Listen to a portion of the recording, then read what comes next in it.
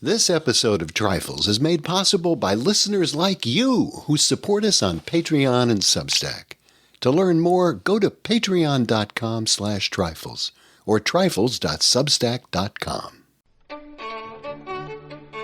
Welcome to Trifles, a weekly podcast about the Sherlock Holmes stories. It is, of course, a trifle, but there is nothing so important as trifles.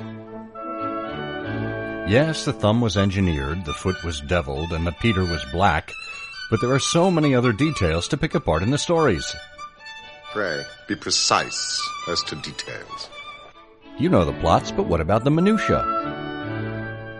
Have you ever stopped to wonder what a basket chair is? Or why Watson's medicine of choice is always brandy? Or what a coal scuttle is and why cigars would be there? You are very inquisitive, Mr. Holmes. It is my business to know what other people don't know. Scott Monty and Burt Wolder will have the answers to these questions and more in Trifles. The game's afoot. Episode 434, Gypsies. Hello and welcome to Trifles, the Sherlock Holmes podcast where we get into the details and the Sherlock Holmes stories. I'm Scott Monty. I'm Burt Wolder. And Burt, do you still have your wandering way about you? I do. I have my wandering way. I also have my wandering wand, and I'm dousing for water in about an hour and a half. I wonder about you. Well, you're not dousing enough. Well, we have a good show planned for today, one that was suggested by a listener.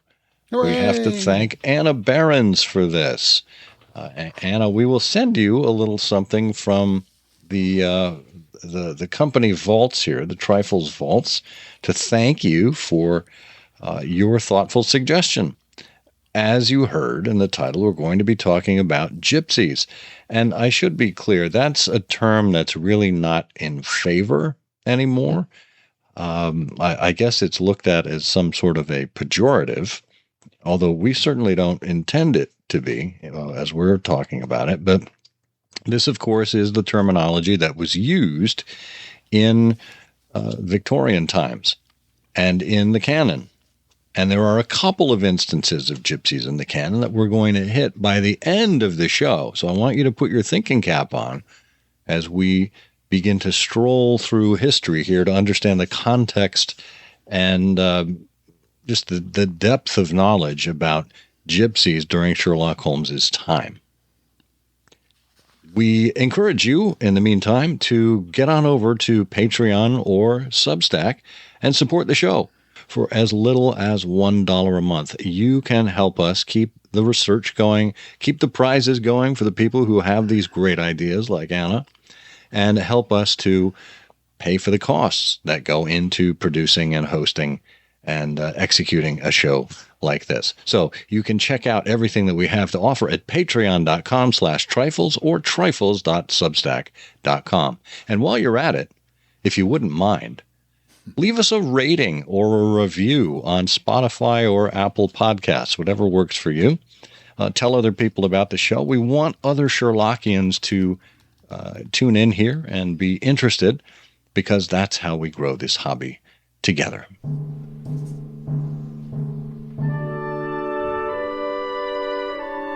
Well, we said we're going to be talking about gypsies, but I suppose we should mention what they prefer to be known as today.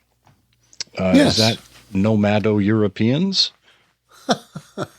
Well, that sounds very analytical. Well, it's the Roma, the Romani people, the traveler communities. I'm not quite up to speed on exactly how folks in those communities want to be referred to, but it certainly isn't gypsy, I don't believe. Yeah, well, that's, of course, that is the terminology we come across in the Sherlock Holmes stories. And before we began the research for this episode, you and I certainly knew one Sherlock Holmes story that we found gypsies in.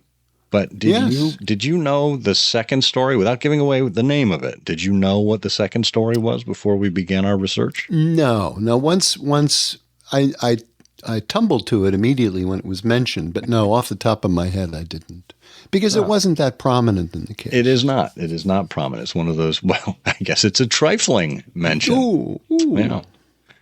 So there are a couple of sources that we have. I think we're going to start with the Victorian Web, and we'll have links to both of these sources in the show notes if you want to check those out. But the Victorian Web, what do they tell us about the history of gypsies? Well, in the context of the Victorian age, you have to look at the social attitudes. There were marginalized groups like the Roma or the Romani people or the Gypsies. And as you would expect in the ordered Victorian society, they were thought of with suspicion. And that's why they appear as they do in these two instances in the cases of Sherlock Holmes, because they're sort of catch-alls for suspicion and fear and exoticism. And this is in the context of what was going on in the Victorian age, which is industrialization, a drive to the cities, anxieties about the social order. And, these kinds of communities feel, very exotic. They're perceived to be free. They're perceived to be connected to nature. They're perceived and associated with things like musicality. They've got supposed mystical leanings. They're fortune tellers. They know about herbal remedies. And then, as you'll see in the cases of Sherlock Holmes, they're suspected as being, thieves and vagrants and mysterious. And I don't know. It's sort of like, outside the bounds of civilization, things like that. Yeah. Well, the Victorian Web has a reference to a book called Gypsies and Other Itinerant Groups, a Socio-Historical Approach from 1998 by Leo Lucassen, Wim Willems, and Anne-Marie Cotter. They say that the general way of life of these people is well known and was really familiar to the Victorians, because typically these groups stayed for quite a while in one place. As they were itinerant people, but they did kind of make encampments. And this source says in 19th century England, many gypsies settled down during the winter months and made all kinds of products like clothespins and skewers, flowers, etc. At the beginning of the spring, they started to travel, and they would sell their manufactured goods, as well as all kinds of services. And during the summer, many of them were hired on as seasonal laborers, and in the autumn, they visited fairs. And of course, this is where we get more of that whimsical element with the fortune tellers and sideshows, amusements, other things you would see at a fairground. And they pitched tents and they pitched their services right alongside some of these other fair people. So that's where you would see them as you're traveling across the country or from town to town at some of these fairs. Yeah. Well, all of these things about how these communities are viewed in Victorian society, you really have to underscore the fact that it's got no relationship to reality. These kinds of portrayals reflect what people are anxious about and their own fantasies rather than accurate depictions of anybody. And even before we get to Conan Doyle, there are these things in literature that you can sort of put your finger on. I mean, the Bronte sisters. So, for example, Jane Eyre. My memory is there's a scene in Jane Eyre where Mr. Rochester dresses up as a gypsy fortune teller, sort of to have this conversation with Jane Eyre to find out how he actually feels about her. And then and that was Charlotte Bronte. And then her sister Emily wrote Wuthering Heights. And my memory there is that Heathcliff is sort of suspected or kind of associated with sort of an exotic background, like Maybe he's called a gypsy brat. Oh, he was? Oh, that's Yeah. right. Yeah. Well, I haven't read Wuthering Heights in a long time. And it pops up in poetry, and I think Thomas Hardy, I think, had something about these kinds of communities. But, it's a real fact of the literary landscape and a fact of society there. Yeah, and as we were doing this research, we found a link, a description of Queen Victoria's interest in gypsies, and that took us to another section of Victorian web. So I did a wider search and found the Roma Heritage website, and there's a section there of Queen Victoria's journals. And these were transcribed from a time period of December 1836 through January of 1837. So, and she, of course, was either Princess or Lady Victoria at this point. She was not Queen Victoria. She would not become queen until June of 1837. So this is a good 6 months before ascending to the throne. But she wintered at Claremont House in Esher in Surrey, and it was part of the royal estate at the time. And during her stay, she'd go on daily walks around the grounds and the surrounding area with her advisor and companion, and she chanced upon an encampment of gypsies, of Cooper gypsies, and they had a very strong effect on her, so much that she wrote about them in her journal. And not just once or twice, but nearly daily entries for 2 months. As we're looking through this Roma Heritage website, there are extensive journal entries here that begin on, what's the first one, December 3rd, and extend all the way through January, 14 February. Yeah, I really recommend you listeners take a look at the link in the show notes and read. It's really fabulous because Victoria's writing goes all the way up to Christmas. And she, you can see her understanding and interest in this community deepen and deepen. And then what happens is, on the 25th of December in 1836, she finally writes, and this is after all of these other entries about the people and the babies and the community and the hardship and the cold weather.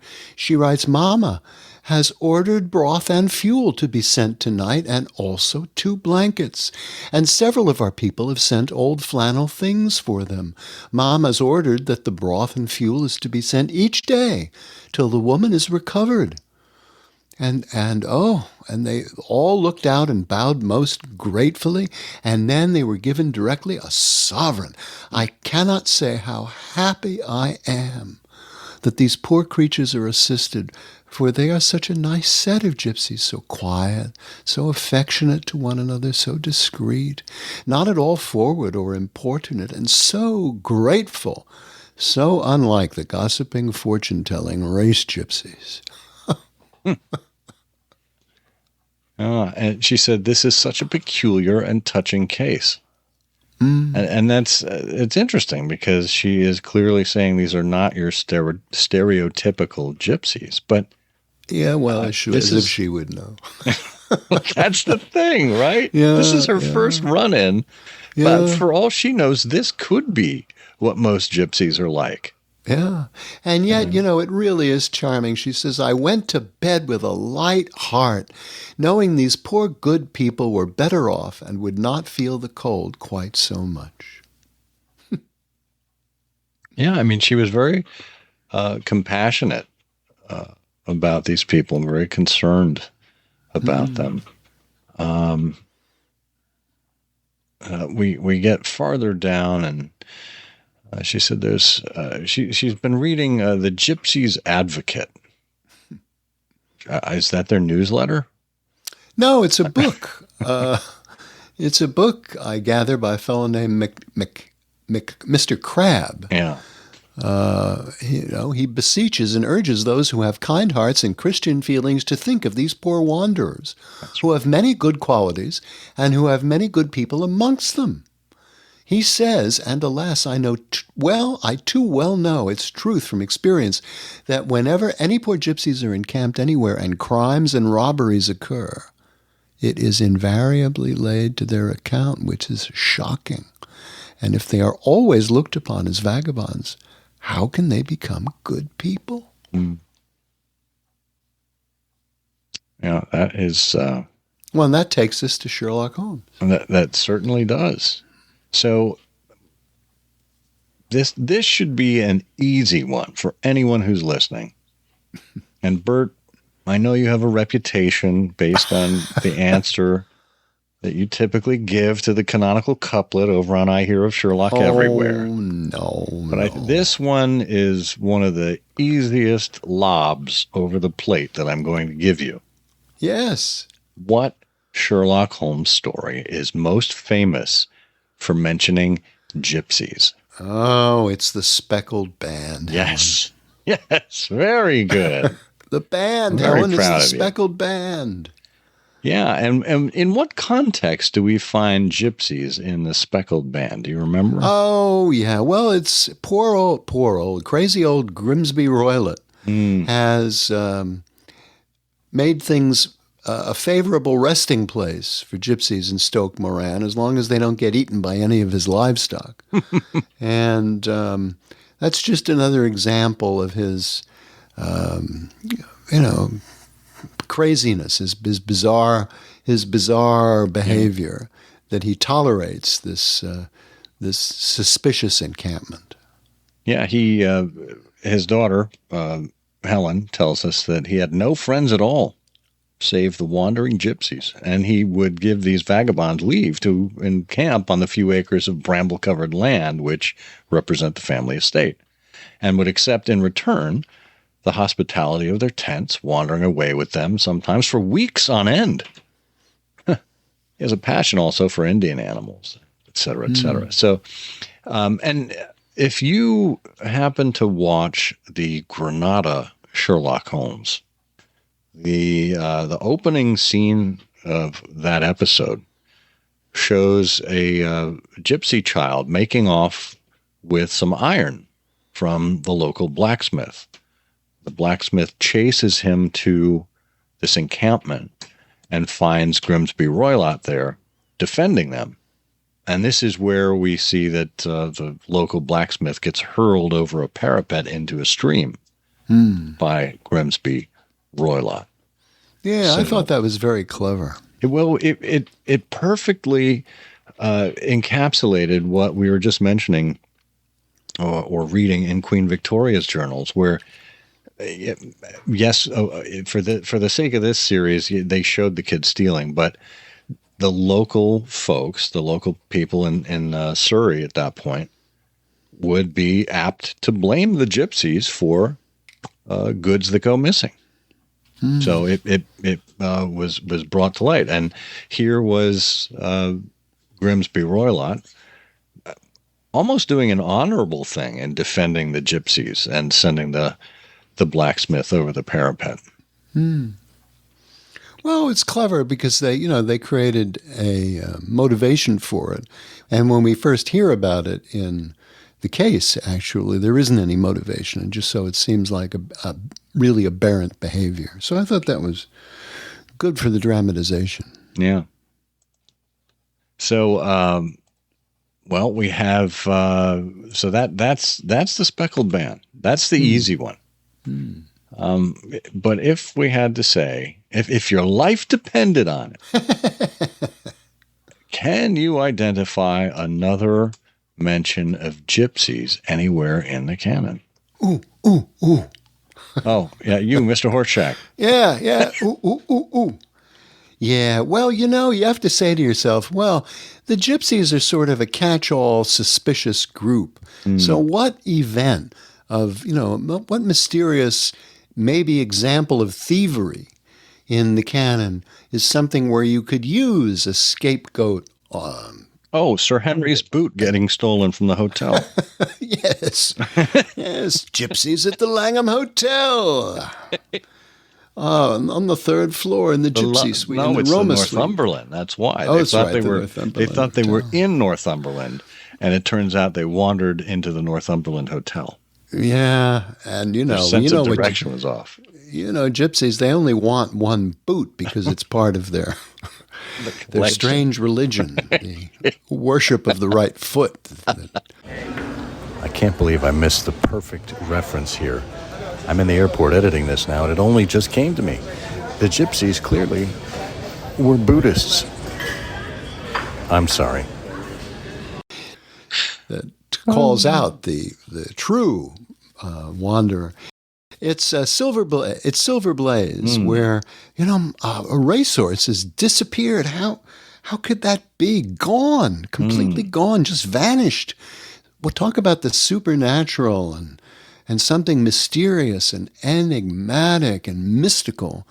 Boy, oh boy, Gypsies would be a great one to pin that on. It's perfect because you've got this vast area of land. Huge tracts of land! Between the two training areas on Dartmoor, right? Tavistock was 2 miles to the west, while across the moor, also about 2 miles distant, is the larger training establishment of Mapleton, which belongs to Lord Backwater and is managed by Silas Brown. In every other direction, the moor is a complete wilderness, inhabited only by a few roaming gypsies. That's the description of the landscape in which Silver Blaze escaped. Yeah, fabulous. And, of course, Holmes gets a download of exactly what had been happening. As to the missing horse, there were abundant proofs in the mud which lay at the bottom of the fatal hollow where Straker had been there at the time of the struggle. And from that morning, Silver Blaze has disappeared. And although a large reward has been offered and all the gypsies of Dartmoor are on the alert, no news had come of him. So, in a way, they were acting like the Moor's Baker Street irregulars, kind of fanning out and keeping their eyes and ears open for the horse. Oh, yeah. Later, the inspector says we've found traces which show that a party of gypsies encamped on Monday night within a mile of the spot where the murder took place. On Tuesday, they were gone. Now, presuming there was some understanding between Simpson, who was the racetrack tout, and these gypsies, might not he have been leading the horse to them when he was overtaken? And may they not have him now? So now the moor is being scoured for the gypsies. Yeah. Good luck. But, of course, later, as Holmes is ruminating on this, he goes, well, why should the gypsies kidnap him? These people are always they clear out when they hear of trouble, and they don't want to be pestered by the police. They could not hope to sell this kind of a horse. They'd run great risk and gain nothing by taking him. Surely that much is clear. Yeah, it's a shame, too, that, generally, I think completely in fiction in the Victorian age, these communities, they have, in contemporary terms, we would say they have no agency. They have no real voice. They're not really fully developed individuals. In fact, Queen Victoria in her journals does more to develop them as individuals than much of the literature you can read in which they feature as characters. They're just all seen through the lens of Victorian concerns as some sort of suspicious and curious and otherworldly thing. When really all they were was itinerant. And that is just a trifle. It is, of course, a trifle, but there is nothing so important as trifles. Please join us again next week for another installment of Trifles. Show notes are available on SherlockHolmesPodcast.com. Please subscribe to us on Apple Podcasts and be sure to check out our longer show, I Hear of Sherlock Everywhere, where we interview notable Sherlockians and share news of the Sherlockian world. You've taken my breath away, Mr. Holmes. When you combine the ideas of whistles at night, the presence of a band of gypsies on intimate terms with the doctor, the dying allusion to a speckled band, well, there's good ground to believe that the mystery may be cleared along those lines.